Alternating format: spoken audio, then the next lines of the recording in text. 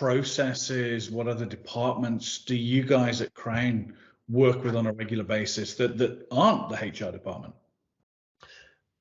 You've got two types of business processes within any organization. Most organizations have the first type, which is your standard, everybody's got a finance department, everybody's got a mail room, everybody gets post through every day and sending post out. Most organizations have some kind of contract management, whether that be managing your buildings, whether it be your suppliers.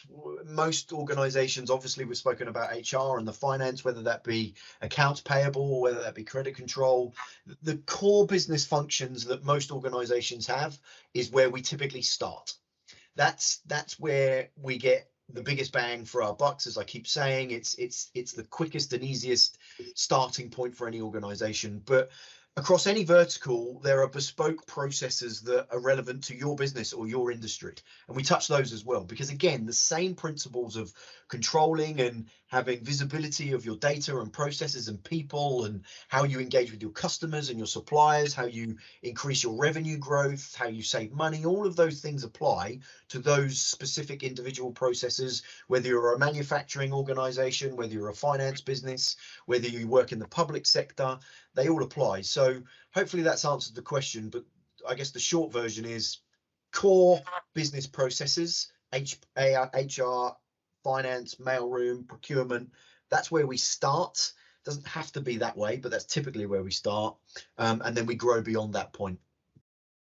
And another way you can look at that as well is actually just remove the concept of the process. Some companies might just say, well, I've got all of this information, or I have this data, and what can I learn from it? How can I deal with it better? So it could be that they've got we come from Crown Records Management, boxes of information that they want to be able to understand, and how does it end up in a box? Where has it gone through the business before it even got into the box? So how can we then start looking at that data and using that information to actually create a better process?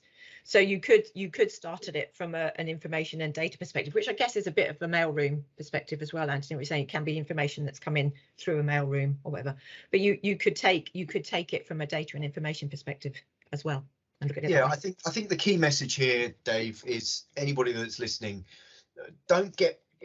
it doesn't have to be that big. It shouldn't be that big from day one. We would never recommend do everything from day one. It never works. It never goes live. You'll spend an insane amount of money and achieve nothing. Again, it comes back to the understanding the why, and that's not just necessarily about one department. When Michelle and her team come in and do a business process review for an HR department, they will actually absolutely be spending 95% of their time with the HR team and the associated processes, but they will also ask questions of the business generically. What are you trying to achieve? Where do you go? Where do you sit within your industry? What's your projected growth over the next 5-10 years? And if whatever figure you come to, why is it not the one above it? Lots of questions get asked about the business generically to start painting a picture as to where else they could be benefited.